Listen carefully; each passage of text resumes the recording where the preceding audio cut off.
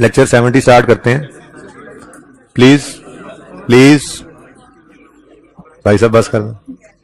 Lecture 69 कितने बच्चे ले चुके हैं? अच्छा चलें।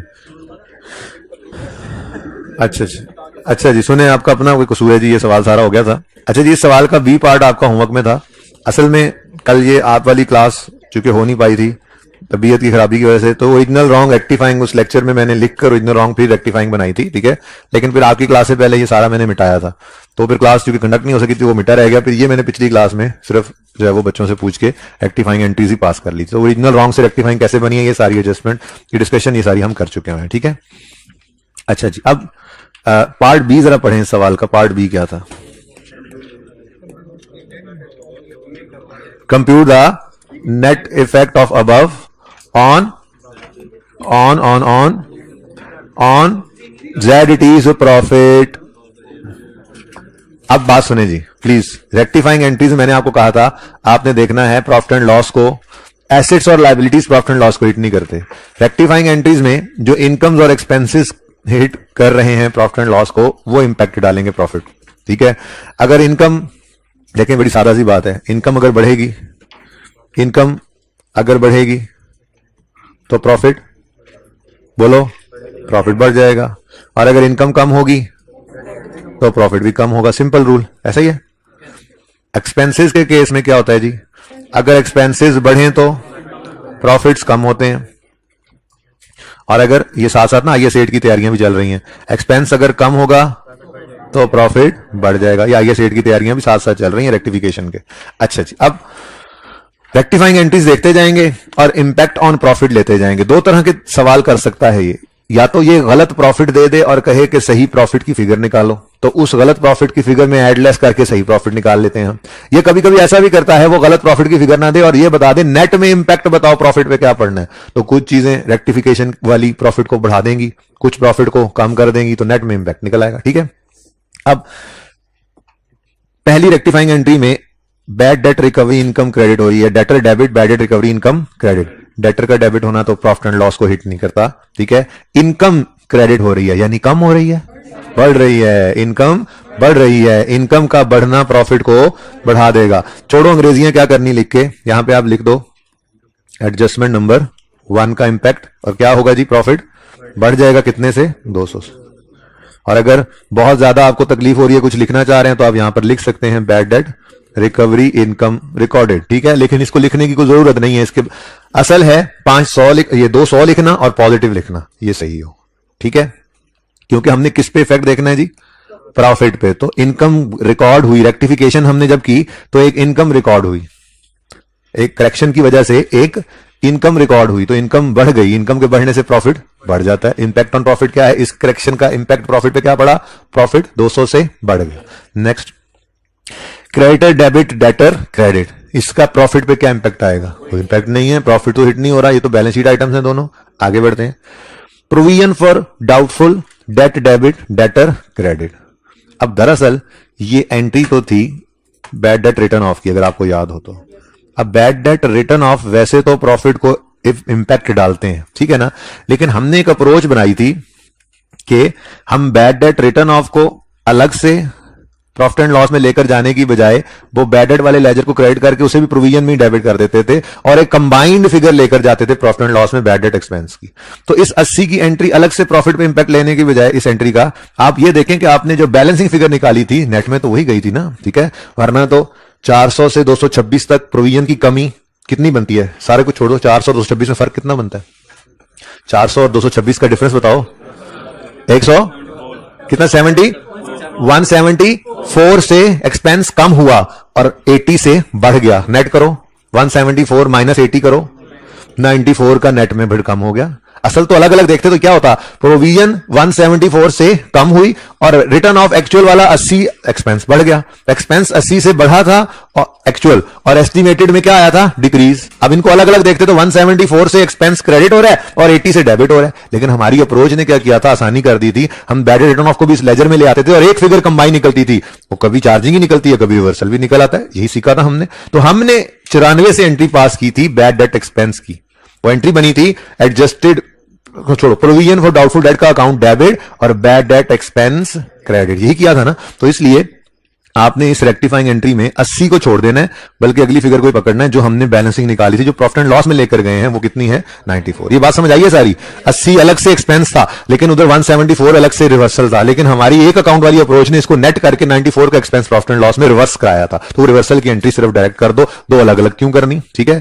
तो बताओ जी, ये एडजस्टमेंट तो वही चल रही है मेरे ख्याल में अभी, ठीक है। एडजस्टमेंट 1 ही चल रही है ना अभी भी जी, एडजस्टमेंट 1 ही चल रही है अभी मेरे ख्याल, एडजस्टमेंट 1 ही चल रही है। और इसके अंदर 94 से एक एक्सपेंस क्या हुआ है, क्रेडिट, यानी कम। एक्सपेंस के कम होने से प्रॉफिट बढ़ जाता है। तो हम यहां पर पहले तो लिख लें कितना, 94 पॉजिटिव। अब यहां पे कुछ भी ना लिखो तो काम हो गया है, अगर लिखना चाहो तो लिख लो bad debt expense reversed. Working का रेफरेंस देना चाहो तो दे लो, जरूरत नहीं है वैसे, सिर्फ एडजस्टमेंट नंबर लिख दो काफी है, प्लस माइनस सही होना चाहिए। ये दोनों समझ आए हैं। ये 200 और 94 दोनों ने प्रॉफिट को बढ़ाया, क्यों, एक इनकम रिकॉर्ड हुई है, दूसरा एक एक्सपेंस रिवर्स हुआ है। ओके, सही है। ये बहुत इंपॉर्टेंट है इफेक्ट ऑन प्रॉफिट देखना, क्योंकि ये इस टॉपिक के अंदर भी आता है इसी तरह से, और आगे जाकर तो आईएएस 8 के अंदर ये यूज होना ही होना है एक्सटेंसिवली, ठीक है। आगे बढ़े जी। अच्छा, नेक्स्ट ड्राइंग्स डेबिट। ड्राइंग्स तो प्रॉफिट एंड लॉस का आइटम नहीं है, ये तो कैपिटल से नेट होता है बैलेंस शीट में। हाँ, प्रॉफिट एंड लॉस डेबिट 30 से और परचेजेस क्रेडिट 30 से। ये असल में वो कहानी आई थिंक, वो जो हमारा स्टॉक 180 का जल गया था और इंश्योरेंस वालों ने उसमें से 150 दे दिया था, तो हमने कहा था 30 का, तो हमें फिर नुकसान हो गया, ठीक है। अब ये दोनों चीजें प्रॉफिट एंड लॉस को हिट कर रही हैं। पहले 30 का loss, profit and loss account debit हो रहा है ना, एक लॉस हुआ है, लॉस बढ़ रहा है, एक्सपेंस बढ़ रहा है। एडजस्टमेंट नंबर कौन सा है, 2 है। तो एडजस्टमेंट 2 का पहला इंपैक्ट क्या पड़ा, लॉस ऑफ इन्वेंट्री लिख दो, या अब नॉर्मल लॉस, या कुछ भी ना लिखो, एडजस्टमेंट 2 लिख दो सिर्फ, कोई मसला नहीं। लेकिन इस 30 से लॉस रिकॉर्ड हुआ है ना, प्रॉफिट ने क्या होना है, कम होना है, 30 माइनस, ये सही लिखना था बस, 30 और माइनस, ठीक हो गया। Next, purchases is an expense. Purchase क्या है, एक एक्सपेंस ही है, बचपन से सिखाया हुआ है, ठीक है। तो परचेजेस क्या हो रही हैं, क्रेडिट, यानी कम। एक्सपेंस कम हो रहा है, एक्सपेंस के कम होने से प्रॉफिट बढ़ जाएगा। तो एडजस्टमेंट नंबर 2 में आपने पॉजिटिव 180 लिख दिया, ठीक है। अब इस पर बेशक आप लॉस ऑफ इन्वेंट्री लिखना है तो ठीक है, और सही है। बस इंपैक्ट लेते जाओ, डीप डाउन जाकर सोचोगे तो आपको ये समझ नहीं आ रही, इन्वेंट्री जली और प्रॉफिट बढ़ गया, वो नॉर्मल लॉस रिकॉर्ड हो जाता है ना, कॉस्ट ऑफ सेल में से हम निकाल लेते हैं। छोड़ो इस बात को, आप बस आप इंपैक्ट देखते जाओ और चलते जाओ, ठीक है। नेक्स्ट, सस्पेंस एक क्रिएट हो गया था, वो डेबिट होके खत्म हो गया, लेकिन जब सही वाला इंपैक्ट लिया तो वो किसको चला गया, सही वाला इंपैक्ट तो डेप्रीसिएशन को चला गया, ठीक है। तो डेप्रीसिएशन एक्सपेंस 540 से क्या हो रहा है, क्रेडिट। एक्सपेंस क्रेडिट हो रहा है, मतलब एक्सपेंस कम हो रहा है, तो एक्सपेंस का कम होना प्रॉफिट को बढ़ा देगा। एडजस्टमेंट नंबर बताएंगे मुझे, 3 है, तरतीब से ही चल रही थी सवाल कल, तरतीब से। चलो जी, कितना, 540 से एक्सपेंस कम हुआ तो प्रॉफिट बढ़ गया। यहां पे आप लिख दो, लिखना चाहो तो डेप्रीसिएशन रिवर्स्ड, रिवर्स ही की है ना, गलती से डेबिट कर दी थी जो रिवर्स कर दी। कुछ भी ना लिखो, सबसे अच्छा है कुछ भी ना लिखो। उसने क्या कहा है, लिखो अंग्रेजी से, का इंपैक्ट बता दो नेट में। ये तो एक ब्रैकेट डाल के भी प्लस माइनस कर सकते थे हम, और एक फिगर लिख के दे सकते थे उसको, ठीक है। Next, purchases debit. अच्छा, ये वो है जो स्टॉक आ गया था लेकिन हमने परचेज उसकी रिकॉर्ड नहीं की थी, है ना। तो परचेज रिकॉर्ड कर ली, परचेज बढ़ गई, परचेज एक्सपेंस, एक्सपेंस के बढ़ने से प्रॉफिट कम हो जाता है, तो 350 नेगेटिव लिख लो, ठीक है। यहां पे एडजस्टमेंट नंबर 4 लिखकर परचेज रिकॉर्डेड लिख लो, कुछ भी ना लिखो तो अब भी खैर है। 350 और उसका माइनस लिखना ये जरूरी है। और लास्ट है जी, कॉस्ट ऑफ सेल्स बढ़ गई। ये एंट्री समझ आ गई थी कल, ये एंट्री समझ आ गई थी। मैंने कहा था बड़ी जिंदगी आसान कर लो, जब भी पीरियोडिक सिस्टम हो और स्टॉक की एडजस्टमेंट आ जाए, ओरिजिनल और रॉन्ग करने की जरूरत ही नहीं है। रेक्टिफाइंग एंट्री में देखो, स्टॉक गलती में बढ़ा हुआ है या गलती में कम हुआ है। अगर स्टॉक गलती से बढ़ गया है तो सही करने के लिए क्या करोगे, कम। अब स्टॉक क्या है, आसान ना इसको सोचना, इस तरह स्टॉक क्या है, एसेट। एसेट को कम करना है तो क्रेडिट, आंखें बंद करके दूसरा इंपैक्ट कॉस्ट ऑफ सेल को डेबिट। यानी कि स्टॉक कम होगा तो कॉस्ट ऑफ सेल बढ़ जाएगी, स्टॉक क्रेडिट तो कॉस्ट ऑफ सेल डेबिट। और अगर आपने करेक्शन करते हुए स्टॉक को बढ़ाया है तो स्टॉक एसेट है, एसेट का बढ़ना डेबिट, दूसरा इंपैक्ट आंखें बंद करके कॉस्ट ऑफ सेल को क्रेडिट करो। हम क्या रहे हैं कि क्लोजिंग स्टॉक बढ़े तो कॉस्ट ऑफ सेल कम हो जाती है। इसको प्रूव एक बार कर लेते हैं, जिंदगी में आइंदा कभी नहीं सोचना फिर, ठीक है। एक एग्जांपल है, ठीक है। इसमें ₹2 ओपनिंग स्टॉक है, 50 परचेज है, 5 क्लोजिंग स्टॉक है, तो कॉस्ट ऑफ सेल कितनी आ रही है, 47। अब 2 और 50 वैसे ही रखो, और क्लोजिंग स्टॉक को क्या करना है, बढ़ाना है, बढ़ा लो, बढ़ा के कर लो 9, कितना आता है कॉस्ट ऑफ सेल है, देख लो 43, 39 जी। अब देखो क्या हुआ है भाई, हमने क्लोजिंग स्टॉक को बढ़ाया तो कॉस्ट ऑफ सेल कम हो गई। इनका इनवर्स रिलेशन है, क्यों? क्योंकि क्लोजिंग स्टॉक ना माइनस होने वाली फिगर है कॉस्ट ऑफ सेल में, तो माइनस होने वाली फिगर जितनी बढ़ती जाएगी कॉस्ट ऑफ सेल उतनी। अब मैं यही तो कह रहा था, इनवर्स रिलेशन है। मैंने कहा ये सब मत सोचो, पर्चे में इतना कौन सोचे, पर्चे में सिर्फ ये देखो करेक्शन करनी है, स्टॉक गलती से बढ़ गया है, करेक्शन करने के लिए क्या करना है, कम। तो क्लोजिंग स्टॉक को कम करोगे तो cost of closing stock credit, तो कॉस्ट ऑफ सेल आंखें बंद करके डेबिट। अब एंट्री क्या बनी, cost of sale debit stock credit. Cost of sale बढ़ गई, स्टॉक कम हुआ, मतलब स्टॉक को अगर कम करें, अब इधर इधर से सोच लो, 9 से स्टॉक 5 पे करो तो कॉस्ट ऑफ सेल 43 से 47 पे हो जाए। यानी क्लोजिंग स्टॉक कम करते हैं तो कॉस्ट ऑफ सेल, ये तो बोल रहा हूं अभी, cost of sale debit stock credit. अच्छा जी, आपने गलती सही करनी थी और गलती से स्टॉक जो है वो कम पड़ा है, आपने स्टॉक को बढ़ाना है तो स्टॉक को कर दो डेबिट, आंखें बंद करके कॉस्ट ऑफ सेल क्रेडिट। ठीक है, अब हम क्या कह रहे हैं, स्टॉक बढ़ा है कॉस्ट ऑफ सेल कम हुई है, प्रूव कर लो। स्टॉक बढ़े तो कॉस्ट ऑफ सेल कम हो जाती है। लेकिन इतनी लंबी सोचे नहीं सोचनी, बस इतना याद रखना है जैसे आपको बताया, अगर पीरियोडिक सिस्टम हो और क्लोजिंग स्टॉक में गलती हो गई है तो सुकून से ये देखो गलती को सही करते हुए क्या करना है, स्टॉक को बढ़ाना पड़ेगा या कम। भाई गलती में यही हो सकता है ना, स्टॉक ज्यादा रिकॉर्ड हो गया तो कम करना पड़ेगा, स्टॉक कम रिकॉर्ड हुआ है तो बढ़ाना पड़ेगा। तो अगर स्टॉक को बढ़ाना है तो डेबिट स्टॉक, दूसरा इंपैक्ट कॉस्ट ऑफ सेल। अगर स्टॉक को कम करना है तो क्रेडिट स्टॉक, दूसरा impact cost of sale debit. ठीक है, सही है। वैसे कल तो मैंने यहां पे अज्यूम करके फिगर भी लिखी थी, फायदा कोई नहीं है, अजम्पशन लो ये होना चाहिए था, ये हुआ, अल्टीमेटली पहुंचना तो यहीं पे ही है। ठीक है, और सही है।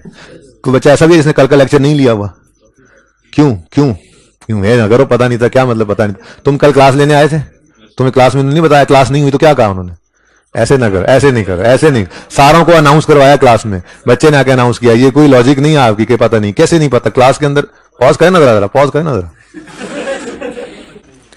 जी। नहीं, अच्छा जी, अच्छा जी माजरत, मैं थोड़ा सा ऑनलाइन वालों इनको थोड़ा सा बेइज्जत कर रहा था तो मैंने थोड़ी देर के लिए बंद कर दिया जी। Cost of sale debit, cost of sale, ये कल वाला लेक्चर जिन बच्चों ने अभी 4-5 नहीं लिया ना वो लेंगे, तो ये ओरिजिनल रॉन्ग से रेक्टिफाइंग हमने बनाई हुई है, इंशाल्लाह ये सवाल उनका भी हो जाएगा। बहुत ही इंपॉर्टेंट सवाल था, हर सवाल हम इसी तरह से पूरा करेंगे, लेकिन आज मैंने स्टेटमेंट ऑफ चेनिकुटी की बुनियाद डाल दी। ठीक है, आज टाइमथी वाला सवाल डाल के अप्रोच पे कि ऐसे करना है, आदि को एडजस्टमेंट डिस्कस की और आदि मैंने कहा ये होना है, ये होना है, करके आना, कल उससे पूरा करेंगे। अब रोजाना हम आधा घंटा करेक्शन किया करेंगे और बाकी का कोई पौना घंटा 50 मिनट हम स्टेटमेंट चेनिकुटी। वैसे 3 दिन में होता है स्टेटमेंट चेनिकुटी, तो 4-5 में कर लें हम, मेरा दिल ये है कि थोड़ा सा उसको भी फैला दें, क्योंकि वो वैसे तो 2-3 दिन में हो जाता है, तो करेक्शन साथ चलेगा तो जरा थोड़ा सा वो भी लंबा हो जाएगा, करेक्शन भी लंबा हो जाएगा। ठीक है, लेकिन जो सवाल करने हैं उसमें हर एडजस्टमेंट इंशाल्लाह डिस्कस होगी, चाहे आखिरी दिन तक भी एक एक एडजस्टमेंट करते रहे, एक एक एडजस्टमेंट आखिरी दिन तक करते रहेंगे। जो सवाल आपको देने हैं और इंपॉर्टेंट सवाल हैं उन सब की सब एडजस्टमेंट्स को हम इसी तरह से डिस्कस करेंगे इंशाल्लाह जी। लास्ट रह गया था कॉस्ट ऑफ सेल 500 से बढ़ गई। कॉस्ट ऑफ सेल क्या है, कॉस्ट ऑफ सेल एक्सपेंस बढ़ रहा है, एक्सपेंस के बढ़ने से प्रॉफिट ने कम होना है, तो adjustment number 5 cost of sales या स्टॉक जो भी लिख लो। अब क्या किया था हमने, स्टॉक को, ये किसी का स्टॉक हमने रिकॉर्ड किया हुआ था ना, ठीक है, तो ओवरस्टेटेड स्टॉक, ओवरस्टेटेड स्टॉक वाली एडजस्टमेंट है, ओवरस्टेटेड स्टॉक लिख लो, उसको सही किया है, या स्टॉक को कम किया लिख लो, स्टॉक ओवरस्टेटेड स्टॉक डिक्रीज कर दो, या कॉस्ट ऑफ सेल, कुछ भी अंग्रेजी लिख दो, कुछ भी ना लिखो, सिर्फ एडजस्टमेंट 5 लिख दो, पर 500 माइनस लिखना, बस ये याद रखना जी। नेट में आंसर क्या आता है 134, पॉजिटिव या नेगेटिव। अब जान चढ़ानी है तो लिख दो यहां पे नेट इंपैक्ट ऑन प्रॉफिट, और अगर थोड़ा सा सोचकर लिखना है तो यहां पर लिख दो नेट इंक्रीज इन प्रॉफिट। ठीक है, जान चढ़ाने का तरीका क्या है, नेट इंपैक्ट ऑन प्रॉफिट, और थोड़ा सा सोच के लिखना है तो क्या लिखोगे, नेट में इंक्रीज आया ना, कुछ चीजें बढ़ा रही हैं, कुछ कम कर रही हैं, बढ़ता रहा कम होता रहा प्रॉफिट, नेट में प्रॉफिट पे इंपैक्ट आना है, तो नेट इंक्रीज लिख दो या नेट इंपैक्ट लिख दो। ओके जी, ये आपका सॉल्यूशन हो गया। ये बहुत इंपॉर्टेंट है, प्रॉफिट के ऊपर इंपैक्ट लेना सीखना चाहिए आपको, आसान है, मुश्किल नहीं है, करेक्शन हो जाए तो फिर क्या रह जाता है।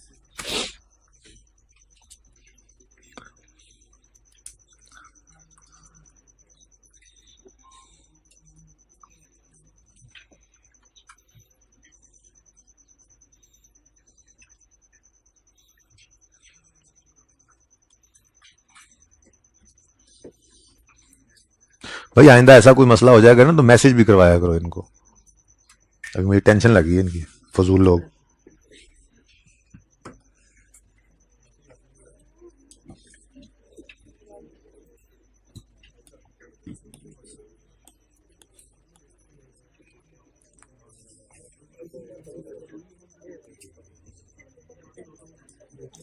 टाइमथी वाला सवाल ओपन करें जी, उसकी रिक्वायरमेंट पढ़ें। टाइमथी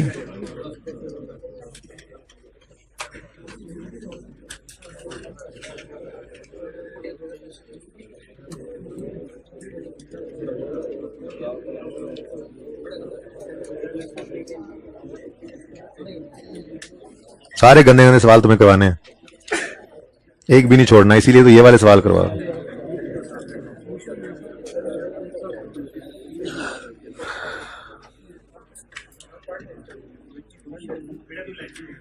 अच्छा जी, बहुत पसंद है आई कैप को आजकल ये वाली अप्रोच। जैसे आपने अभी थोड़ी देर पहले जीटा ट्रेडर्स में देखा, उसने करेक्टिंग एंट्रीज मांग के भी प्रॉफिट में इंपैक्ट ले लिया। टाइमथी वाले सवाल में तो उसने एंट्रीज ही नहीं मांगी। ठीक है, कह रहा है compute corrected gross profit and net profit. सवाल शुरू होता है तो वो बताता है कि draft income statement of Timothy for the year 31 December 17 shows gross profit of 850 and net profit of, मुझे लगता है आवाज मिस हो रही है उनकी क्लास में। अभी तक हाइब्रिड वालों आवाज तो नहीं मिस हुई किसी वक्त में? आवाज सही जा रही है हाइब्रिड वालों? अच्छा, तो 850 का ग्रॉस प्रॉफिट है और 460 का नेट प्रॉफिट है। ये इनकी ड्राफ्ट फाइनेंशियल स्टेटमेंट्स में निकल चुका था कि during review of financial statement following errors were discovered. वो प्रॉफिट अपनी तरफ से निकाल के सारा कुछ करके उन्होंने रख दिया था और ये गलतियां निकल आई। अब इन गलतियों में प्रॉफिट हिट होगा तो उसको कहा गया है कि ये इस सवाल में ये नहीं कहा कि इंपैक्ट निकाल, इसमें कहा जो गिवन है ना ग्रॉस प्रॉफिट और नेट प्रॉफिट उन्हें सही करके निकाल दो। यानी ये कहानी कुछ इस तरह से है, ये फॉर्मेट होता है ना इनकम स्टेटमेंट का, प्रॉफिट एंड लॉस का, sale less cost of sale. Cost of sale में क्या कुछ आता है जी? Opening stock, purchases, carriage inward वगैरह, less closing stock, cost of sale आ जाती है। कॉस्ट ऑफ सेल से फिर जीपी निकल आता है। ठीक है, तो जीपी उन्होंने निकाला हुआ, ये आपने नहीं निकालना था, जीपी उन्होंने निकाल लिया हुआ है। ठीक है, जीपी कितना है? 850। ठीक है, उसके बाद फिर आगे कुछ और एक्सपेंसेस लेस होते रहते हैं और फिर कहीं जाकर आप नेट प्रॉफिट पर पहुंच जाते हैं। तो नेट प्रॉफिट भी उन्होंने निकाल लिया हुआ है। ठीक है, नेट प्रॉफिट 460 है। ठीक है जी, तो बाकी कोई डाटा हमें अवेलेबल नहीं है, बस ये फिगर्स उसने दो बता दी हैं। ठीक है, अब वो कहता है ग्रॉस प्रॉफिट को भी सही करो, नेट प्रॉफिट को भी सही करो। अब आपने ये देखना है, एक चीज का जो मसला आपको आना है, सोल्यूशन जिस तरह से आईकैप का हुआ वैसे हमने करना भी नहीं है, किताब के अंदर वही मौजूद है, हम अपने तरीके से करेंगे। तरीका बताता हूं, देखें मिसाल के तौर पे, मेरा सवाल है आपसे, मिसाल के तौर पे सेल्स जो है हमने कुछ गलती सही की और सेल्स बढ़ गई। सेल्स के बढ़ने से जीपी क्या होगा? सेल बढ़ गई तो जीपी क्या बढ़ जाएगा? अच्छा, और जीपी के बढ़ने से नेट प्रॉफिट? बिल्कुल। हमने कोई एक्सपेंस ऊपर रिकॉर्ड किया, लेट्स सी परचेज जो है हमने करेक्शन की और परचेज बढ़ गई। परचेज के बढ़ने से जीपी कम होगा, एक्सपेंस के बढ़ने से प्रॉफिट कम, जीपी कम होगा तो नेट प्रॉफिट भी। अच्छा, लेकिन अगर हमने कोई अदर इनकम रिकॉर्ड की है तो अदर इनकम से जीपी पे क्या असर पड़ेगा? जीपी पे कोई असर नहीं पड़ेगा। ठीक है, लेकिन नेट प्रॉफिट चेंज हो जाएगा। इसका मतलब यह हुआ कि जीपी को जो चीज भी इंपैक्ट करती है वो नेट प्रॉफिट को भी कर देती है, लेकिन जीपी के बाद वाली कोई आइटम अगर गलती सही करें प्रॉफिट एंड लॉस में तो उसका इंपैक्ट सिर्फ नेट प्रॉफिट पे आता है। लेकिन मेरा ये मशवरा होगा आपको कि ये सवाल करते हुए आपने जो जीपी से ऊपर वाली चीजों को सही करके इंपैक्ट लेना है ना, उसको सिर्फ जीपी पर सोचे, नेट प्रॉफिट पे उसको सोचे ही ना। जीपी के इंपैक्ट्स अलग सोचते रहेंगे हम, नेट प्रॉफिट पे अलग सोचते रहेंगे, एंड पे जीपी के सारे इंपैक्ट्स का एक ही इंपैक्ट इकट्ठा प्रॉफिट पे डालेंगे तो बचत होगी, वरना ये सवाल आपको फिर आके फेंक देगा। ठीक है, सही है ना? बहुत आसान अप्रोच हो जाएगी। हमने क्या करना है, हमने इन दोनों को अनएडजस्टेड कह लिया। अब जो जीपी से ऊपर की एडजस्टमेंट्स होंगी उनको सिर्फ जीपी पे एडजस्ट करा देंगे, और जो जीपी के बाद वाली होंगी उनको करेक्शन करेंगे ना, करेक्शन करेंगे। सुनो, करेक्शन करेंगे। कोई सेल बढ़ गई, करेक्शन में हमारी सेल बढ़ गई, सेल ने जीपी को बढ़ा देना है, बस जीपी पे सोचना है, नेट प्रॉफिट को नहीं सोचेंगे। करेक्शन की, कोई अदर इनकम रिकॉर्ड कर ली, अदर इनकम रिकॉर्ड करने से नेट प्रॉफिट ने बढ़ना है, सिर्फ नेट प्रॉफिट को बढ़ा लेंगे, जीपी को नहीं छेड़ेंगे। इस तरह से ये सवाल पूरा करना है। मैंने ये सवाल कल पूरा कराना है, आज मैं शुरू करा रहा हूं। ठीक है, शुरू करते हैं जी। सबसे पहले, during the review financial statement following errors were noticed. N invoice of 3700 was debited to purchases but the goods were received। हमारे साल में चीजें आई हैं तो फिर ये हमारे साल की सेल परचेज नहीं है, हमारे साल की परचेज नहीं है।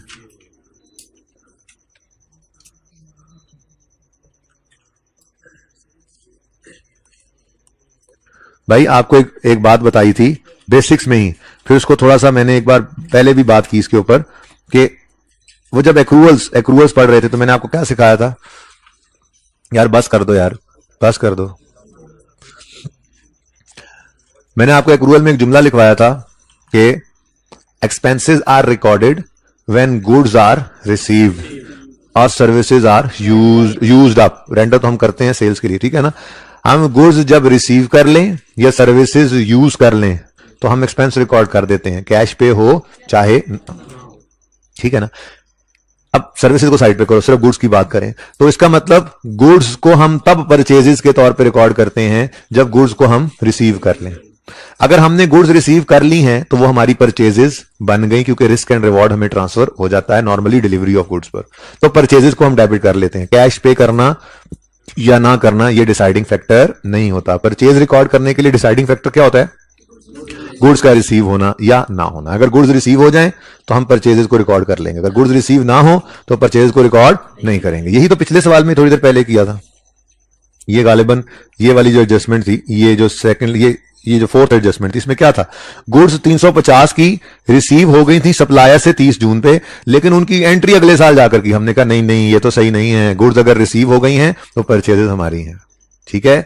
ऐसे ही यहां पर गुड्स हमें अभी रिसीव हुई नहीं। कौन सा सवाल है ये? गुड्स कब रिसीव हो रही हैं जी? After year and. तो इसका मतलब हमारे साल की परचेज नहीं है। लेकिन वो कह रहा है कि इनवॉइस 3700 की जो इनवॉइस आ गई थी उसको हमने परचेजेस में डेबिट कर लिया। हालांकि गुड्स आई नहीं, फिजिकल आई नहीं है, तो फिजिकल काउंट में काउंट भी कैसे हो सकती है, ठीक है। तो क्वेश्चन क्या है कि हमारी गुड्स की रिकॉर्ड करने का क्राइटेरिया क्या है कि जब वो गुड्स रिसीव, परचेजेस कब डेबिट करते हैं? जब गुड्स रिसीव हो जाए, ठीक है। यहां पर मैंने कराची लाहौर बनाया था। ये कराची से चीजें चल पड़ी हैं, लाहौर की तरफ आ रही हैं, अभी रास्ते में है, ट्रक में है।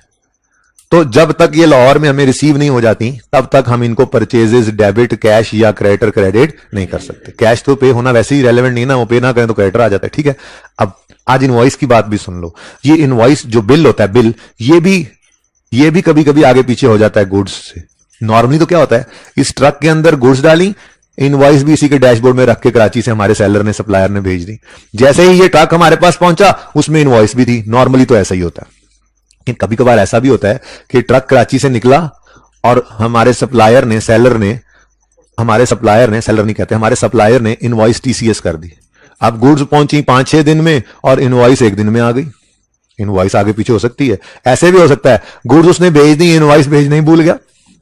अब गुड्स लाहौर पहुंच गए, हमने कहा इनवॉइस नहीं, हमने फोन किया भाई साहब बिल, उसने कहा अच्छा यार भेज रहा हूं बिल, वैसे नोट कर लो इतने का बिल था, ठीक है।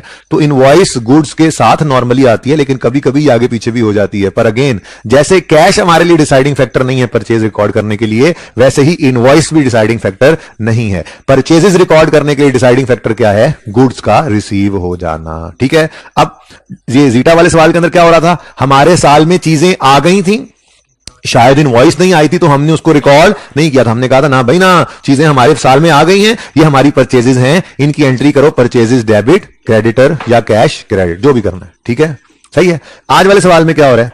आज वाले सवाल में वो कह रहा है कि जी गुड्स अभी पहुंची नहीं है। तो फिर हमने क्या कहा? ये हमारी परचेज इस साल की है ही नहीं, ठीक है। लेकिन उसने क्या कर दिया?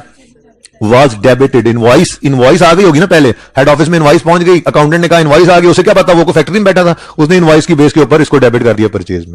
तो ज्यादातर नॉर्मल सर्कमस्टांसेस में गुड्स और इनवॉइस इकट्ठी होती है, लेकिन कभी कभी अब नॉर्मेलिटी भी आ जाती है, नॉर्मली भी आ जाती है, तो वो सवाल ने बताई होती है, ठीक है। तो अब नॉर्मेलिटी आ गई, कोई मसला नहीं है। हम कह रहे हैं कि हमारी ओरिजिनल एंट्री क्या होनी चाहिए? नहीं जी, हमारी कोई एंट्री होनी ही नहीं चाहिए। परचेज कोई नहीं होनी चाहिए। गुड्स आई नहीं है, हमारे साल की परचेज ही नहीं है, और वो कर गया है परचेजेस डेबिट कैश क्रेडिटर रखो, खामोश है तो क्रेडिटर कह देखो। कितना जी? 3.7 कर दें? नहीं, आप कहोगे 3700 ही करें, ठीक है। और समझे हो? अभी यही कल वाले सवाल में क्या हुआ था? कल वाले सवाल में हम कह रहे हैं जी हमारी एंट्री होनी चाहिए थी परचेजेस डेबिट क्रेडिटर्स क्रेडिट 350 से। क्यों? ये देखो जरा, आमने सामने एंट्रीज, एक एंट्री इधर एक उधर, सब पता लग रहा होना चाहिए, तभी टॉपिक को तभी तैयार समझा जाता है ना, कि आपको हर इस पेपर में ये ऐसा हुआ, इस पेपर में ऐसा फर्क पता लग रहा हो क्यों हुआ, ठीक है। यहां पे क्या था एडजस्टमेंट 4 में? गुड्स रिसीव हो गई है 30 जून पे, हमारे साल की परचेज है, हमारे साल की परचेज है, ठीक है जी। और वो क्या कह रहे हैं? फिजिकल काउंट में पड़ी है, जाहिर है आ गई है तो काउंट में भी हो ही जानी थी। But recorded in purchase day book on यकम जुलाई। कह रहे हैं हमारे साल की परचेज है तो परचेज डेबिट होनी चाहिए थी, लेकिन वो इस साल में नहीं हुई, अगले साल में हुई है तो अगले साल में जाकर उसको रिवर्स करते रहना। फिलहाल मेरा अगला साल कंसर्न नहीं है। मेरा मसला इस वक्त ये है, अगले साल में जाओ ना तो यकम जुलाई पे गलत परचेज रिकॉर्ड पड़े, वो रिवर्स करनी पड़ेगी वहां पे जाके, वो उसको छोड़ो, मेरा इसका कंसर्न नहीं है। ठीक है, मैं क्या कह रहा हूं, परचेज हमारी है, रिकॉर्डेड नहीं है इस साल में तो रिकॉर्ड कर लो। ये कल वाला सवाल था। क्यों? क्योंकि क्या कह रहा था, वर रिसीव्ड ऑन 30 जून, हमारे साल में चीजें आ गई तो हमारी परचेज है। कंपैरिजन ये सवाल जी। Goods were received after year end, हमारे साल की परचेज नहीं है, पर भाई साहब ने परचेज में डेबिट कर दिया, यानी कोई एंट्री नहीं करनी थी, हम ये एंट्री कर गए हैं। तो करेक्शन में क्या करेंगे, क्रेडिटर्स डेबिट करके परचेजेस क्रेडिट कर देंगे 37 जी। ठीक है, हाँ भाई सवाल बेटा वो बात फिर देख लेंगे, कोई एबनॉर्मेलिटी सवाल में नहीं लिखी। भाई साहब शायद ये कहना चाह रहे हैं कि ट्रांसपोर्टर अगर हमारा उठा के आ रहा हो तो रिस्क एंड रिवॉर्ड वहीं से हमें ट्रांसफर हो जाएंगे, छोड़ो उस बात को फिर। जी बेटा अभी मैं ये कह रहा हूं कि नॉर्मल चीज याद कर लो, किसी सवाल के अंदर उसको आने दो। रिस्क एंड रिवॉर्ड डिलीवरी पे ट्रांसफर होते हैं, और सवाल की खामोशी केस में हम जब तक हमारे पास चीजें पहुंच ना जाए हम नहीं जिम्मेदारी लेते, और अगर हमारा ट्रांसपोर्टर उठाएगा तो सवाल में लिखा होगा, वो आने दो। ठीक है ना, ओके। इनवॉइस के आने का मतलब ये होता है कि हमने चीजें खरीद ली हैं, पहुंची नहीं है, ये कह सकते हैं। लेकिन इनवॉइस तो जब भी लिखा हो, मैंने कहा था उसको पेबल ही अज्यूम कर लिया करो। इनवॉइस का मतलब तो वैसे ही उधार है, ठीक है ना। बाकी अगर आप कैश लिख भी दो ना यार, तो उसमें कोई मसला कोई नहीं होना, वो क्रेडिटर क्रेडिट होकर ये क्रेडिट डेबिट हो रहा है। इस सवाल की हद तक तो परचेज से हमें मकसद था, वो गलत रिकॉर्डेड है। लेकिन सवाल खामोश हो, क्रेडिट ट्रांजैक्शन अज्यूम किया करो। इनवॉइस के केस में तो मैंने आपको वैसे ही कहा हुआ लिखा हो ना, इनवॉइस वाज रिसीव्ड। जैसे टेस्ट वाला सवाल जो डिस्कस नहीं किया मैंने अभी तक, रेक्टिफिकेशन का है ना, वो भी कर देंगे डिस्कस, ठीक है। उसके अंदर भी क्या था, एक सेकंड लास्ट एडजस्टमेंट थी गालिबन, जिसमें लिखा हुआ था इनवॉइस रिसीव हुई थी फिक्स एसेट की, वो गलत रिकॉर्ड हो गई, तो उसको पेएबल अज्यूम कर लेना चाहिए था, क्योंकि इनवॉइस के बारे में आपको कहा जब इनवॉइस जब बिल लिखा हो पेएबल कर दो। बाकी फर्क कोई नहीं पड़ता, कैश भी लिखोगे तो वो दूसरा इंपैक्ट तो सही अज्यूम कर रहे होते हैं। लेकिन इनवॉइस के केस हो, लिखा हो, इनवॉइस लिखा हो या खामोश हो, क्रेडिट ट्रांजैक्शन अज्यूम कर लिया करो, बेहतर होता है ये, ठीक है जी। क्या? क्योंकि हमारी परचेज नहीं थी, होनी नहीं चाहिए थी, कोई एंट्री होनी चाहिए थी। देखो एक चीज हमारी है ही नहीं साल की परचेज, क्या हमें रिकॉर्ड करना चाहिए था? नहीं, तो कोई एंट्री नहीं होनी चाहिए थी, पर उसने चबल मार दिया तो फिर हमने उसको सही कर लिया जी। देख लें एडजस्टमेंट, पढ़ लें एडजस्टमेंट, जल्दी से पढ़ा करें एडजस्टमेंट और फिर देख लिया करें उसको। अच्छा, अब सवाल की रिक्वायरमेंट ये है ही नहीं ओरिजिनल रॉन्ग रेक्टिफाइंग, ये तो आपको समझाने के लिए मैं कर रहा हूं। ये तो डायरेक्ट भी बताया जा सकता था, लेकिन मैं डायरेक्ट बिल्कुल नहीं बताऊंगा, मैं पूरी बात समझाऊंगा। पर आप लोग कोई डायरेक्ट कर सको एडजस्टमेंट बेशक करो, क्योंकि सवाल की रिक्वायरमेंट क्या है, सवाल की रिक्वायरमेंट है करेक्टेड ग्रॉस प्रॉफिट और नेट प्रॉफिट निकालना है। यार ये एसी बंद है, ये चला दें यार, गर्मी हो रही है, वो एसी सही कर दें। ये जो है ना, इसको ऊपर कर दें, इनको बच्चों को ना सीधी आवाज लगे, लेकिन चला दें इनको। अच्छा जी सुने, अब मुझे ये बताएं कि क्रेडिटर प्रॉफिट्स को हिट करता है या परचेजेस? परचेजेस। चलो परचेजेस को पकड़ लिया हमने। अगली बात, परचेजेस जीपी से ऊपर वाला आइटम है या जीपी के बाद वाला? इसका मतलब इसने जीपी को हिट करना है। करना नेट प्रॉफिट को भी हिट है, लेकिन मैंने कहा ये साथ साथ हमने नहीं देखना, ठीक है। जल्दी कर ले यार, खड़ा हो गया बच्चों के आगे तू आके यार। अच्छा, तो इसका मतलब ये हुआ कि परचेजेस को हम जीपी पे इंपैक्ट डलवा देते हैं। अब वही वाली बात, एक्सपेंस इनकम के बढ़ने से प्रॉफिट, प्रॉफिट इनकम के बढ़ने से प्रॉफिट, ये लिख लेते हैं ना, और इनकम के कम होने से प्रॉफिट कम हो जाता है, जो सा मर्जी हो प्रॉफिट।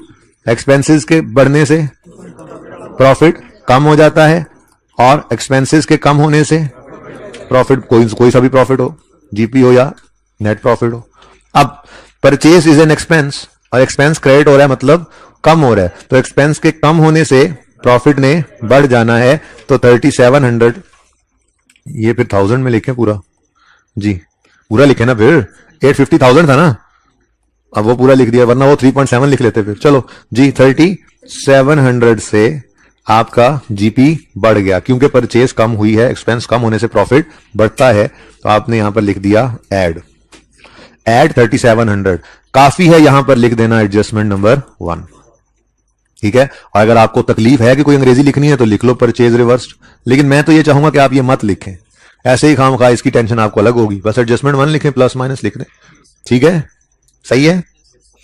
इस तरह से इस सवाल को लेकर चलना, ये इस सवाल की अप्रोच है।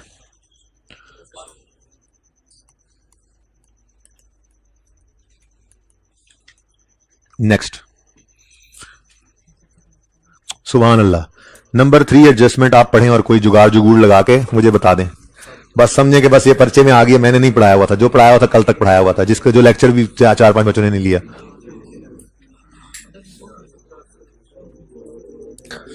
अपनी किताब से पढ़ें, यहां क्यों देख रहे हैं? अपनी किताब से पढ़ें, मैं कुछ करना है यहां पर, अपनी किताब से पढ़ें।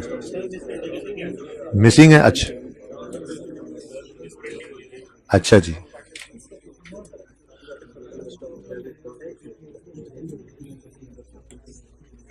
अच्छा जी, एक कॉन्सेप्ट है स्टॉक शीट्स का, पहले वो जरा समझ लें ताकि जिंदगी में वो भी काम आता रहे। देखें, पूरा इन्वेंट्री का टॉपिक मैंने आपको कोई नहीं करवा दिया हुआ, छोटी छोटी चीजें ना साथ साथ करवा रहा हूं। जैसे मैंने आपको सिंपल पीरियोडिक परपेचुअल की एंट्री सिखा के कहा था साथ साथ सीखेंगे, साथ साथ सीखेंगे।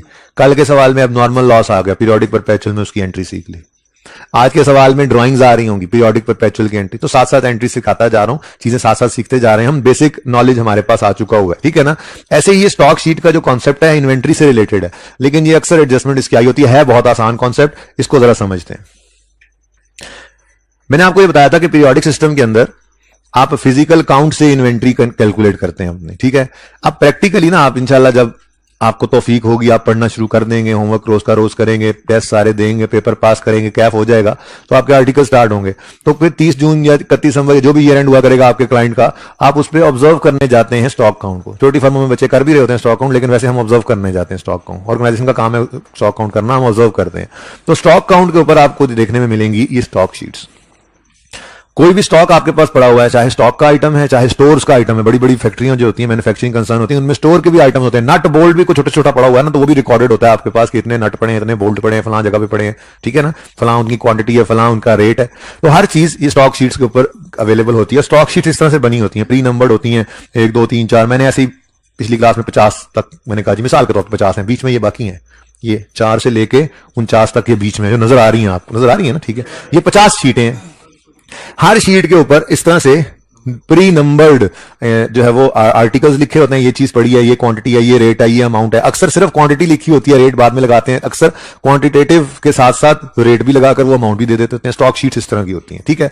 अब ये हर स्टॉक शीट का एक टोटल होता है। मैंने ऐसे ही अज्यूम कर लिया 21,380 और 1,1500 और इस तरह से चलते चलते को 2512, हर एक का डिफरेंट जो है वो टोटल होता है। और फिर ये टोटल्स जो हैं, ये टोटल्स एक समरी के ऊपर इकट्ठे कर दिए जाते हैं, ठीक है ना। ऐसे थोड़ा ही होता है कि आपको ओनर के बिजनेस का जरा स्टॉक की पोजीशन ला के दें और आप वो 500 सफों का स्टॉक अगर देता है तो आप गड़म करके रखेंगे, धूड़ भी उसके सर पे पड़े हो, ठीक है। एक समरी आप बनाते हैं। वैसे भी हर पेज का टोटल तो हम करने से रहे, तो एक समरी बनी होती है जिसके ऊपर स्टॉक की डिफरेंट आइटम्स का टोटल लिखा होता है। डिफरेंट आइटम्स हैं अगर, ठीक है, या डिफरेंट पेजेस का टोटल जैसे भी है, बहरहाल ये इंडिविजुअल स्टॉक शीट्स की समरी जो है उस पर टोटल आ रहा था, ठीक है। अब सारे स्टॉक शीट्स के टोटल्स जो होते हैं, सब टोटल जिन्हें कहते हैं, ये समरी के ऊपर लिखे होते हैं। जैसे 50 नंबर सफे का लिखा हुआ 2512, ऐसे ही 1500, ऐसे ही 1000, ऐसे ही ये 21,830 लिखा हुआ है। ये 21,000 क्या जी, गलती थी सवाल में, ये गलती होगी सवाल में। क्या हुआ? 21,380 का स्टॉक जाना था, गलती से 21,830 चला गया। अब जब ये फिगर हो गई थोड़ी सी ज्यादा चली गई ना गलत, तो उस वजह से मिसाल के तौर पे 75,000 मेरा टोटल स्टॉक आ रहा था, तो ये भी गलत हो गया। गलती क्या हुई है? ज्यादा हो गया है या कम हो गया है? ज्यादा हो गया तो सही करने के लिए कम कर लेंगे। कितना ज्यादा हो गया है? 450 से ये इधर जाना चाहिए था 380, चला गया 830, तो कितना 450 से ओवर स्टेट हो गया स्टॉक। 450 से स्टॉक ओवर स्टेट हो गया, तो सही करने के लिए क्या करना है? अच्छा, आखिरी लाइन पढ़ लो। सिस्टम कौन सा यूज कर रहे हैं? ये सिस्टम है इनका periodic. They are using periodic inventory method, ठीक है जी। तो पीरियोडिक है तो मैंने कहा था सुकून मारो जी स्टॉक। अब देखो वो सारी कहानी के बाद कहां नतीजे पे क्या पहुंचे हैं कि स्टॉक क्या करना है? 450 है, 450 से स्टॉक क्लोजिंग स्टॉक को कम कर। ज्यादा लिखा गया ना गलती से, तो कम करना है। तो स्टॉक क्या है? एसिड। एसिड को कम करना है तो एसिड को कर दो क्रेडिट। एसिड यानी स्टॉक हो गया क्रेडिट कितने से जी? 450 से। दूसरा इंपैक्ट ऐसे, कॉस्ट ऑफ सेल को डेबिट, आंखें बंद करके, ठीक है। ये मैं प्रूव कर चुका हूं आपको कि ये इंपैक्ट यही निकलता है, ठीक है ना। तो सही है। अब जरा एडजस्टमेंट भी पढ़ लो। मैंने कहा था ओरिजिनल रॉन्ग मत करो, काम चल जाएगा। आप जबरदस्ती करें तो आप यूं कर लें, जरा 75,000 में से 450 माइनस करना, 75,000 में से 450 जी। क्लोजिंग स्टॉक की एंट्री होना चाहिए थी stock debit cost of sale, closing stock की एंट्री होती है ना, सिखाई थी, कितना बताया 74, 74,550 से एंट्री करनी थी, गलती से कर गए 75,000 से, तो स्टॉक ज्यादा डेबिट हो गया, सही करने के लिए कुछ क्रेडिट कर लो, कॉस्ट ऑफ सेल ज्यादा क्रेडिट हो गई, सही करने के लिए कुछ डेबिट कर लो। लेकिन इतनी मुसीबत मैंने कहा था मत पड़ना, क्यों इतनी अजम्पशंस लेते हो, क्यों खुद को मुसीबत में डालते हो, अल्टीमेटली नतीजा तो वही निकलना है जो बता दिया था। तो स्टॉक को सोचो, एडजस्टमेंट पढ़ो। A subtotal of closing stock sheet had been carried forward, carried forward मतलब चलो समरी पे नहीं लेकर गए, मिसाल के तौर पे आप समरी पे नहीं अगले सफे पे लेकर गए हैं। इन एनी केस क्या कह रहा है वो कि सब टोटल जो था 21,830 चला गया है, इंस्टेड ऑफ 21,380, जाना चाहिए था 21,380, चला गया 21,830, तो इसका मतलब स्टॉक बढ़ गया, 450 से बढ़ गया। सही करने के लिए क्या करोगे, कम, तो स्टॉक को कर लो क्रेडिट और आंखें बंद करके कॉस्ट ऑफ सेल को डेबिट। ठीक है, अब मुझे बताओ, स्टॉक तो बैलेंस शीट का आइटम है, कॉस्ट ऑफ सेल जीपी से ऊपर या जीपी से नीचे आता है, तो फिर जीपी से ऊपर। अब cost of sale is an expense, cost of sales बढ़ रही है, एक्सपेंस बढ़ रहा है, एक्सपेंस के बढ़ने से प्रॉफिट कम होगा, एक्सपेंस के बढ़ने से प्रॉफिट कम होगा, एक्सपेंस के बढ़ने से प्रॉफिट कम होगा। ठीक है, तो लेस लिख लो पहले ताकि गलती ना हो।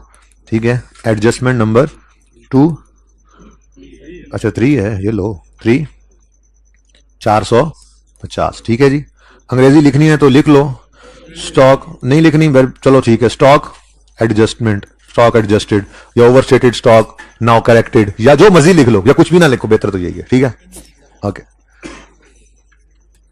भैया, अप्रोच समझ आइए सवाल की। अब देखो ये दोनों चीजों ने नेट प्रॉफिट पे इंपैक्ट डालना है, पर मैं कह रहा हूं साथ साथ मत सोचो, हम सारी करेक्शंस करने के बाद यहां पे करके ना जब सही वाला जीपी निकालेंगे तो इन दोनों का डिफरेंस देखेंगे एक ही बार और नेट इंपैक्ट नीचे जाके डाल देंगे इंशाल्लाह कल जब आप पूरा सवाल कर आएंगे तो। ठीक है, अब बाकी सवाल जो एडजस्टमेंट जो हैं इनको सिर्फ मैं जबानी डिस्कस कर रहा हूं, और अगर मैं कोई एंट्री लिखूं भी सही तो खबरदार किसी ने उसको लिखा तो, ठीक है ना, वो पूरी ईमानदारी से आपने करनी, कल इंशाल्लाह मैं पूरा सवाल करा दूंगा। ठीक है, अब देखो अप्रोच समझ आ गई। ट्रांसपोर्टेशन इनवर्ड 2000 की थी, आउटवर्ड ट्रांसपोर्टेशन बना दी, बड़े मजे की एडजस्टमेंट। इधर देखो, कैरेज इनवर्ड ये जीपी से ऊपर का आइटम है और कैरेज आउटवर्ड ये जीपी से नीचे का आइटम है। अब एक चीज थी, यहां पर एक एक्सपेंस ने आना था, यहां पर इधर देखो एक एक्सपेंस ने आना था, यहां गलती से आ गया यहां। अब जब यहां से इस एक्सपेंस को हम खत्म करेंगे तो एक्सपेंस कम होगा तो नेट प्रॉफिट बढ़ जाएगा। ठीक है, नेट प्रॉफिट के इस चेंज को जीपी पे इंपैक्ट तो होता ही नहीं है। ठीक है, अब वापस आते हैं आगे, और यहां पर एक चीज नहीं थी, एक एक्सपेंस नहीं था, जब इधर रिकॉर्ड करेंगे तो एक्सपेंस बढ़ेगा, एक्सपेंस का बढ़ना जीपी को कम कर देगा, सॉरी एक्सपेंस का बढ़ना जीपी को कम। अच्छा, अब इसको डायरेक्ट फौरन उस पर नहीं सोचना, और सोल्यूशन में जाओगे तो ये एडजस्टमेंट इग्नोर नजर आएगी, क्यों, नेट में इंपैक्ट कोई नहीं निकलता, पर आपने ऐसे नहीं सोचना, आपने ऐसे अलग अलग ही सोचना जैसे आपको समझाया। ठीक है, आपने एंट्रीज की कोई जरूरत ही नहीं है भाई, डायरेक्ट देख लो ना, आपने तो प्रॉफिट पे इंपैक्ट निकालना रिक्वायरमेंट है। ठीक है, तो आप क्या कह रहे हो, एक आउटवर्ड ट्रांसपोर्टेशन रिकॉर्ड हो गई है, नहीं थी आउटवर्ड, कैंसिल करो भाई, कैंसिल करो। वैसे मैं एंट्री कल करा दूंगा, पर आप एंट्री के बगैर सोचना, करो जी कैंसिल, एक एक्सपेंस को खत्म करो, कम करो, एक्सपेंस कम होगा तो नेट प्रॉफिट बढ़ जाएगा। तो आप यहां पर आकर लिखोगे एड, एडजस्टमेंट नंबर कौन सी है, 2 है। ठीक है, और यहां पर आपने क्या लिखा, ट्रांसपोर्टेशन इनवर्ड। ठीक है, रिवर्स्ड, अब जगह को नहीं बची, और आपने यहां पर वो फिगर लिख दी प्लस के साथ। ठीक है, अब इसको छोड़ो, अब वापस आओ, जहां पे एक्सपेंस रिकॉर्डेड नहीं था वहां पे जब रिकॉर्ड होगा तो एक्सपेंस बढ़ जाएगा, एक्सपेंस के बढ़ने से प्रॉफिट कम हो जाएगा। ठीक है, यहां पे आप लिख दोगे ट्रांसपोर्टेशन नहीं, यहां पे आउटवर्ड रिवर्स किया है और इनवर्ड रिकॉर्ड किया। ठीक है, कितना जी, फिगर बता दो 2000 यहां पे प्रॉफिट कम कर देगा और 2000 यहां पे प्रॉफिट को बढ़ा देगा। ये बात समझ आई है, नोट कोई ना करे प्लीज, तस्वीर खींचने की कोशिश कर रहा है ना, तो मुझे पता है, बदनीति नहीं करनी, ऐसे करके बैठा हुआ चलो मैं यहां से सोचे बगैर ये एडजस्टमेंट सोचे बगैर कर लूंगा। ये बात समझ आई है, एक्सपेंस यहां से रिवर्स हो गया, उधर रिकॉर्ड हुआ, तो यहां पर उसने प्रॉफिट को बढ़ा दिया।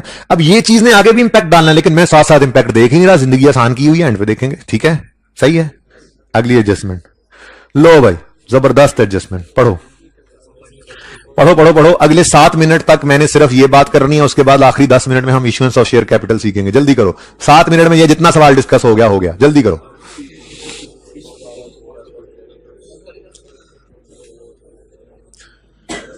ये एडजस्टमेंट पढ़ने के बाद मुझे ये बताओ, यहां पे डिस्काउंट अलाउड आना चाहिए या बैड डेट आना चाहिए? ये जो भी कहानी है इसमें डिस्काउंट अलाउड आना चाहिए या बैड डेट आना चाहिए? बैड डेट वाले हाथ खड़ा करें। मैं अकेला ही हूं। डिस्काउंट अलाउड वाले हाथ खड़ा करें। बाकी वो है जिनको समझ ही नहीं आ रही एडजस्टमेंट की। 1.5 लाइन थी।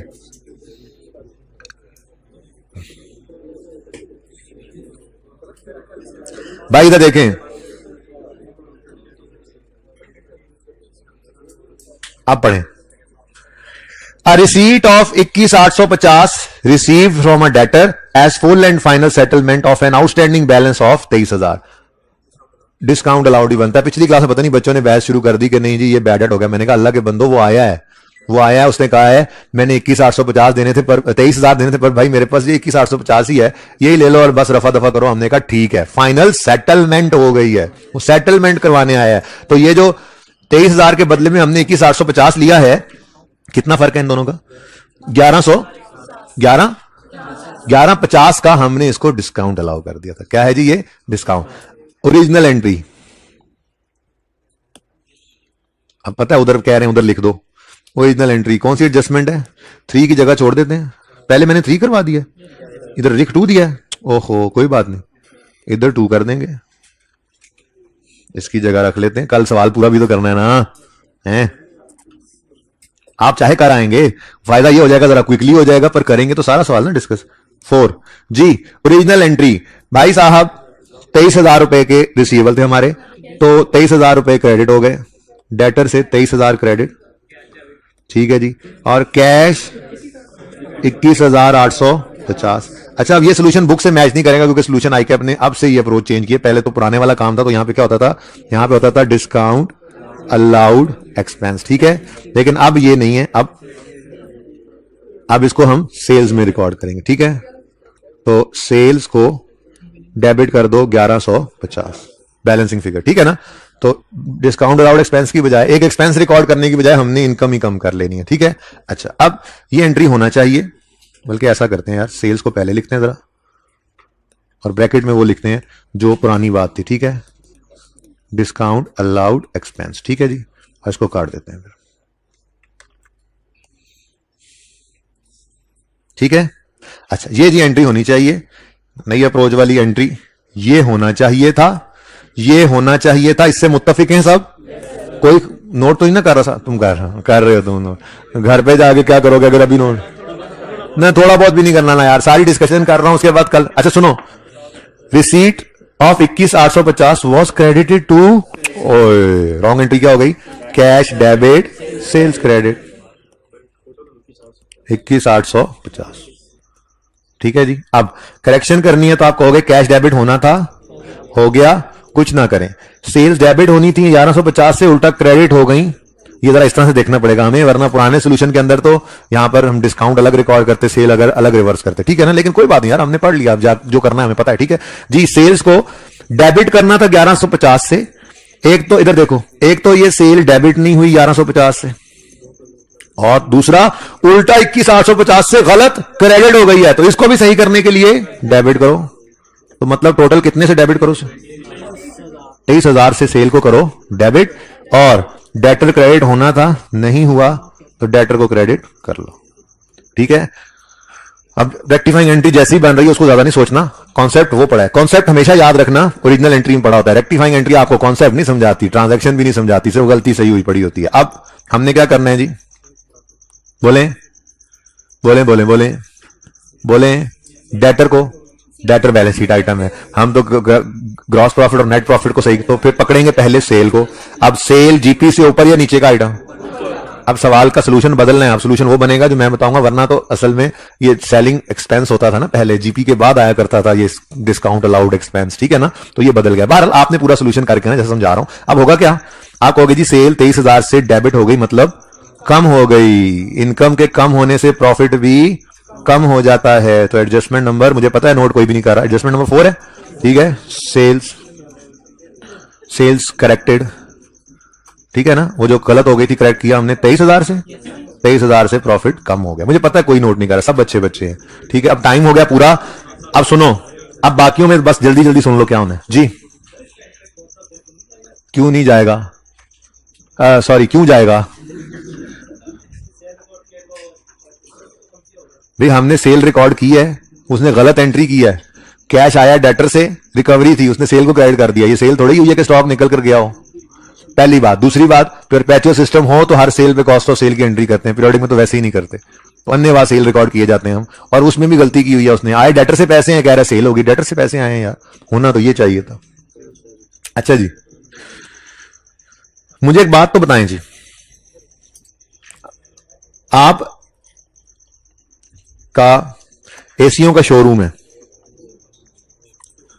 एसीओ के शोरूम में आपने एसी बेचने के लिए रखे हुए हैं, डिस्प्ले में लगाए हुए हैं, तो ये एसी आपके लिए फिक्स एसेट है या इन्वेंट्री है? इन्वेंट्री है। अच्छा, अगर इन एसीओं में से आप कोई एक एसी निकालकर अपनी ही दुकान में लगा दें तो वो एसी फिक्स एसेट बन जाएगा। इसको कहते हैं transfer of stock to fix asset. Transfer of stock to, इसकी एंट्री करना पड़ती है हमें, हम फिर करेंगे फिक्स्ड एसेट डेबिट।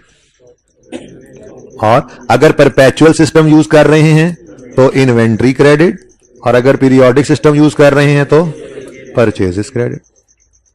लेकिन एक बात याद रखना, ये चीज खुद को बेच के खुद से कभी प्रॉफिट नहीं कमाना, ये एंट्री हमेशा होगी विद कॉस्ट, विद कॉस्ट। अच्छा, ऐसे ही एक और एग्जांपल है, वो एग्जांपल ये है कि आपकी इलेक्ट्रॉनिक्स की दुकान है, इलेक्ट्रीशियन की दुकान है, ठीक है, और आपने अपनी ही दुकान में कुछ रिपेयर वर्क किया जिसमें आपने अपनी चीजें इस्तेमाल, जाहिर है 7 वाले से लेकर थोड़ी करनी, अपनी चीजें इस्तेमाल कर ली, ठीक है। अब आपकी बिजनेस के अंदर रिपेयर कॉस्ट जो है, रिपेयर एक्सपेंस आपका वो बढ़ गया, आपने रिपेयर एक्सपेंस बढ़ा लिया, लेकिन आपने इन चीजों को जो रिपेयर पे लगाई हैं इनके लिए कैश पे नहीं किया, बल्कि अपनी इन्वेंट्री में जो चीजें पड़ी हुई थी आपने उन्हें ही उठाकर इस्तेमाल कर लिया। तो फिर अगर परपेचुअल सिस्टम यूज कर रहे हैं तो इन्वेंट्री क्रेडिट कर लेना, पीरियोडिक है तो परचेजेस क्रेडिट कर लेना, लेकिन अगेन ये एंट्री करना हमेशा विद कॉस्ट, ठीक है। ये तो ऐसी तरह गपशप लगा रहा था मैं, हम अपनी एडजस्टमेंट पढ़ते हैं, छोड़ो। हाँ जी, एडजस्टमेंट क्या है? Goods having sale value of 4500, goods का मतलब होता है फॉर सेलिंग पर्पस जो हमने ली हुई होती है। Goods having sale value of 4500 were used for office repairs. क्या एंट्री होनी चाहिए? रिपेयर एक्सपेंस डेबिट, मैं कह रहा हूं पीरियोडिक सिस्टम है तो परचेजेस क्रेडिट, ठीक है, लेकिन ये एंट्री होनी चाहिए विद कॉस्ट। और सवाल कह रहा है ये सेल वैल्यू है, मार्कअप मार्जिन, क्यूएम, जाहिर है मैं तो रिवाइज कराऊंगा, मेरी मजबूरी है, लेकिन क्यूएम, और सवाल में लिखा भी हुआ है goods are sold at cost plus 25%, ठीक है। तो ओरिजिनल एंट्री होगी, ये प्लीज कोई नहीं नोट करेगा, ये आखिरी एंट्री कर रहा हूं मैं, ओरिजिनल एंट्री होगी, पहले एंट्री लिखो, रिपेयर एक्सपेंस डेबिट और परचेजेस क्रेडिट। अगली बात सुनो, ये 37 कितना लिखा, 4500 से नहीं करनी, बल्कि 4500 तो सेलिंग प्राइस है, ये कल इंशाल्लाह करवाऊंगा तफसील से। मार्कअप मार्जिन का मतलब, मार्कअप का मतलब क्या होता है? कॉस्ट पर profit, cost plus profit is equal to sale, 100 plus 25। इधर मेरी बात सुने, परेशान नहीं होना, इधर देखें,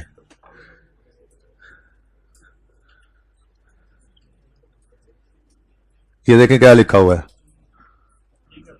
मार्कअप मार्जिन एग्जांपल्स। यानी ये जो मैं फॉर्मूला भी लिखने लगा हूं, ये फॉर्मूला भी आपको समझाने के लिए मैंने 6 सवाल आपको करवाने हैं, छोटे छोटे, 1-2 करवा के बाकी आपको होमवर्क में दूंगा और फिर डिस्कस करेंगे। मैं बहरहाल करवा दूंगा, लेकिन ये है क्यूएम का कॉन्सेप्ट। एनीवेज, अब क्या हो सकता है, वो भी लड़ पड़ा, कहता नहीं जाना मैं,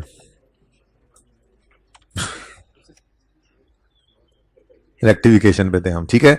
तो बहरहाल ये जरा, ये बेशक आप अब गुजारा करें, नोट कर लें, ये 125 पे पड़ा है, हमने इसको 100 पे लाना है, ठीक है जी। तो क्या बनता है जरा आंसर, बस ये 3600 से एंट्री करनी है। ये मैं इंशाल्लाह मार्कअप मार्जिन कल करवा दूंगा कि कैसे किया, लेकिन असल कहानी ये है कि ये एंट्री होनी चाहिए थी, लेकिन ये एंट्री नहीं हुई, क्योंकि वो क्या कह रहे हैं, no entry has been made in the books. तो अगर नहीं हुई तो फिर कर लेंगे यही एंट्री।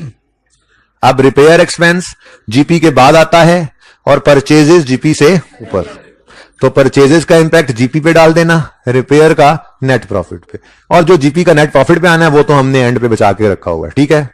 अच्छा, नंबर 6 आसान है, सिर्फ पढ़ रहा हूं। Purchase of office computer was entered in purchases account. हद होगी, आसान एडजस्टमेंट्स भी होती हैं जी, ठीक है जी।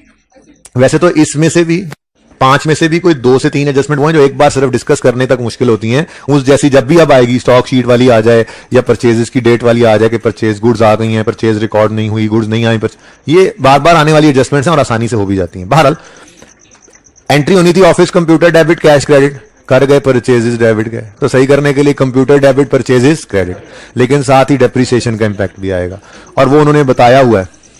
Depreciation of office computer is provided at 25%, ठीक है, हाँ जी, स्ट्रेट लाइन ही। Next adjustment, office furniture was sold on उधार लेकिन 3000 was entered in sale day book. क्या वो पुरानी बात जो हमने की थी कि डिस्पोजल हुआ, sale proceeds were recorded in sales account, यानी उधार पे किया ना तो रिसीवेबल की एंट्री करोगे, कैश नहीं आया, कैश की रिसीवेबल आ जाएगा, लेकिन उसने ओरिजिनल एंट्री तो हमारी बनेगी accumulation debit, receivable debit, asset credit, gain loss निकालोगे। उसने क्या किया हुआ है, उसने किया हुआ है रिसीवेबल डेबिट सेल क्रेडिट, तो सही कर लोगे इंशाल्लाह। लेकिन खुद से अज्यूम ना कर लेना कि फर्नीचर में भी 25% ही होना है। उन्होंने कंप्यूटर का रेट दिया हुआ है 25%, तो जिसका रेट गिवन नहीं है उस पर डेफिनेट इंपैक्ट निकालने की जरूरत भी नहीं होगी, ठीक है जी। परचेज रिटर्न रिकॉर्ड कर ली, सेल रिटर्न लो, ये तो मसला ही कोई नहीं। परचेज रिटर्न फायदे की चीज है, बोलो कि नुकसान की, फायदे की है। परचेज रिटर्न परचेज की कमी है, एक्सपेंस की कमी, फायदे की चीज, और सेल रिटर्न नुकसान की चीज है। अब परचेज रिटर्न फायदे की चीज थी, गलती से सेल रिटर्न नुकसान की चीज रिकॉर्ड कर गए, तो डबल इंपैक्ट, सोचना डबल इंपैक्ट होना है, ठीक है, इसका डबल इंपैक्ट आना है प्रॉफिट पे, ठीक है। कोशिश करना, कोशिश ही करनी है। ये वाली एंट्री आपको बचपन में करवाई जा चुकी है। ओनर गुड्स ही ले गया पर्सनल यूज के लिए, ड्राइंग डेबिट। अगर परपेचुअल सिस्टम है तो इन्वेंट्री क्रेडिट, पीरियोडिक है तो परचेजेस क्रेडिट। ये एंट्री होनी थी, ये नहीं हुई, ये ही कर लेंगे, ठीक है। तो इंशाल्लाह ये सवाल आप पूरा करेंगे। आप सिर्फ 5 मिनट मुझे दीजिए। बहुत आसान कॉन्सेप्ट एक छोटा सा है भाई, मुझे 5 मिनट लेके दो जरा, सिर्फ 5 भी नहीं, 2 से 3 मिनट, 4 मिनट। अच्छा जी, प्लीज बातें करनी है। टाइमथी वाला सवाल पूरा हो जाए तो नलतर को एक ट्राई देनी है, उसमें से कोई एडजस्टमेंट समझ आती है वो भी करवाना है मैंने। नलतर जो सबसे आखिरी सवाल है, ये देखें जी, ये क्या है बेटा, प्लीज खामोश हो जाएं प्लीज, मेरी तरफ से था, लेकिन ये तुमने ज्यादा जोर का मार दिया यार। नहीं, इसको मैं बाद में देखता हूं, अभी तुम भी आना इसके साथ ही। अच्छा सुने जी, मैंने आपको रीवैल्यूएशन के, प्लीज बड़ी अहम बात है, अगर आपने ध्यान ना दिया तो फिर मुश्किल हो जाएगी, है बहुत आसान बात। मैंने आपको रीवैल्यूएशन स्टार्ट करवाई थी तो आपको कहा था कि कंपनी के केस में हम कैपिटल को क्या कहते हैं, शेयर कैपिटल। क्या कहते हैं, मिले ही नहीं, चलो ढूंढो, बाहर ही ढूंढो, जाओ। अच्छा वो बाद में करते हैं, संडे को है, सुन लो प्लीज, बड़ी अहम बात है, प्लीज रह जानी है। शेयर कैपिटल, शेयर कैपिटल क्यों कहा जाता है, क्योंकि हर बंदा, हर इंडिविजुअल अपना अपना शेयर लेकर आता है कैपिटल के अंदर। अब जो बंदा घर से 50 लाता है, ए 50 लाया, उसको 5 पर्चे पकड़ाए जाते हैं। ये 5 है पर्चे, 1 2 3 4 5, मैंने खुद बनाए थे 5। हर एक के ऊपर लिखा होता है 10 रुपए, 10 रुपए, 10 रुपए, ठीक है। यानी इसको कहते हैं शेयर की फेस वैल्यू या पार वैल्यू, ठीक है। पाकिस्तान में शेयर की फेस वैल्यू, पार वैल्यू 10 रुपए है, बाहर मुल्कों में डिफरेंट भी हो सकती है, सवाल को देख लेंगे, वैसे पाकिस्तान में 10 रुपए फेस वैल्यू, ठीक है। तो जो 50 रुपए लाएगा कंपनी उसको 5 शेयर देगी, जो 30 लाएगा कंपनी उसको 3 पर्चे देगी, और जो 2 लाएगा, 20 लाएगा कंपनी उसको 2 पर्चे दे देगी। इसको कहते हैं शेयर सर्टिफिकेट। एक शेयर के ऊपर, फेस के ऊपर क्या लिखा होता है, 10 रुपए। अब अगर आपने इश्यूएंस ऑफ शेयर कैपिटल करना है तो एक सादा सी एग्जांपल आपके सामने है। सबसे नॉर्मल केस क्या होता है, आप इश्यू करें शेयर्स एट पार वैल्यू, 10 रुपए का शेयर है, 10 रुपए का बेचे, ठीक है। A company issued 50 shares at 10 पर शेयर, फेस वैल्यू इज 10 पर शेयर। अब सादा सी एंट्री जो आपने बचपन से सीख रखी है, कैश डेबिट कैपिटल क्रेडिट, बस उसका नाम बदल के आपने क्या कर देना है, cash debit share capital credit. कितने शेयर आए, पहले क्वांटिटी लिख लिया करेंगे 50 इंटू 10 रुपया 500, और ये भी 50 इंटू 10 रुपया। ठीक है जी। तो इस संडे को स्पोर्ट्स डे है। अभी इसके बाद इंफॉर्मेशन ले लेना जाके, सर को कहना स्पोर्ट्स डे की वैसे 2-3 मिनट अनाउंसमेंट हुई है तो वो एक्स्ट्रा टाइम। ठीक, अच्छा जी। 500 ओके। बैलेंस शीट में इक्विटी में क्या नजर आएगा, शेयर कैपिटल कितना 500 का, और यहां पे फिर आपको पता है रिटेन्ड अर्निंग्स आती हैं, रिवैल्यूएशन, सरप्लस। ठीक है ना। अच्छा, अब एक मजबूत कंपनी ने शेयर इशू करने का सोचा, कोई नया बिजनेस शुरू करना था। जैसे मैंने पिछली क्लास में कहा कि होंडा वालों ने सोचा गाड़ियां बहुत बना ली, एसी बनाते हैं, तो उन्होंने जनरल पब्लिक से कहा आप आएं और इन्वेस्टमेंट करें, हम बिजनेस लगा रहे हैं, एसीओ का प्लांट लगा रहे हैं, एसी बनाएंगे। अब आपको पता है होंडा का एक नाम है, तो लोग यही कहेंगे कि ये गाड़ियां इतनी अच्छी बनाते हैं, ये एसी बहुत अच्छे बनाएंगे और इनका बिजनेस तो खूब पलेगा फूलेगा, तो आज जाकर इनके शेयर खरीद लेते हैं। अब जब शेयर खरीदने गए तो होंडा वालों ने कहा चीज तो 10 वाली है, देंगे 15 रुपए में प्रीमियम पे, और ये कर सकते हैं और लोग लेंगे भी सही, उन्हें पता है कि यही शेयर अभी कुछ दिन बाद 20, 25, 30 का बिकेगा। बात समझ रहे हो। ठीक है। तो एक स्ट्रांग कंपनी ने इशू किए shares at premium. A strong company issued 70 shares at ₹15 पर शेयर। फेस वैल्यू तो पाकिस्तान में 10 ही है। अब इसकी जर्नल एंट्री की बारी आई तो कैश तो 70 शेयर्स के हिसाब से कितने कितने रुपए, 15 रुपए लाएंगे सारे लोग, कितना 10, लेकिन उसूल याद रखना सारी जिंदगी के लिए, शेयर कैपिटल में फेस वैल्यू से 1 रुपया ना ऊपर ना नीचे कभी क्रेडिट हो सकता है। शेयर कैपिटल का अकाउंट हमेशा फेस वैल्यू से ही क्रेडिट होगा, ना 1 रुपया ऊपर ना 1 रुपया नीचे। तो कितना आ गया जी 700। बाकी फिर हम नया अकाउंट ओपन करेंगे, नाम उसका रखेंगे शेयर प्रीमियम अकाउंट, तो उसमें बाकी के 5 रुपए रखेंगे जी 300। अब ऐसी कंपनी की बैलेंस शीट ही बताएगी कि यह बड़ी मजबूत कंपनी है, वो कहेंगे शेयर कैपिटल 700, शेयर प्रीमियम, ये जवाब देगा शेयर प्रीमियम 350, और आगे फिर वही रिटेन्ड अर्निंग्स और इवैल्यूएशन सरप्लस। रुक जाओ जल्दी करो तुम। जो बैलेंस शीट प्रीमियम शो करेगी वो कंपनी के बारे में क्या बता रही होगी, कंपनी बड़ी मजबूत है कि उसने किसी वक्त में सही अपने 10 वाली चीज 15, 20, 25 में बेच ली थी, वो इस काबिल थे तो उनकी 10 वाली चीज अगलों ने 15, 20, 25 की खरीदी ना। ठीक है, बात समझे हो। तो ऐसी ऑर्गेनाइजेशन की इक्विटी के अंदर शेयर कैपिटल के साथ ओ भाई साहब शेयर प्रीमियम नजर आएगा। लेकिन कोई तक्कड़ कंपनियां भी होती हैं, ठीक है, जिनकी 10 वाली चीज कोई 10 में भी खरीदने पर तैयार नहीं।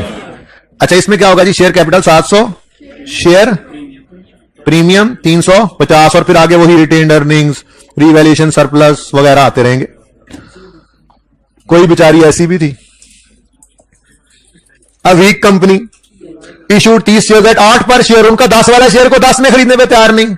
कोई बात नहीं जी, जो आता है वो तो ले लें। कैश कितने से डेबिट होगा, 30 इंटू ₹8, कितना जी। लेकिन आपको उसूली बात बताई है, शेयर कैपिटल में हमेशा फेस वैल्यू ने जाना है, तो बाकी का 60, इसको कहते हैं शेयर डिस्काउंट। क्या कहते हैं जी, ठीक है। बैलेंस शीट के फेस पे ही ये कमजोरी नजर आएगी कि शेयर कैपिटल में 300 है और ये बेचारी कंपनी जो है इसने 60 रुपए के डिस्काउंट पे शेयर इशू किए, बाकी रिटेन्ड अर्निंग्स, रिवैल्यूएशन, सरप्लस वैसे ही। तो एक छोटा सा कॉन्सेप्ट था, issuance of share capital at par भी हो सकता है, एट प्रीमियम भी और एट डिस्काउंट भी। ठीक है, इसको कल इंशाल्लाह रिवाइज करके फिर डिविडेंड की बात शुरू करेंगे। ठीक है जी। टाइमथी वाला सवाल पूरा करना, नलतल वाला ट्राई करना, ये सिर्फ पढ़ना है। अल्लाह हाफिज।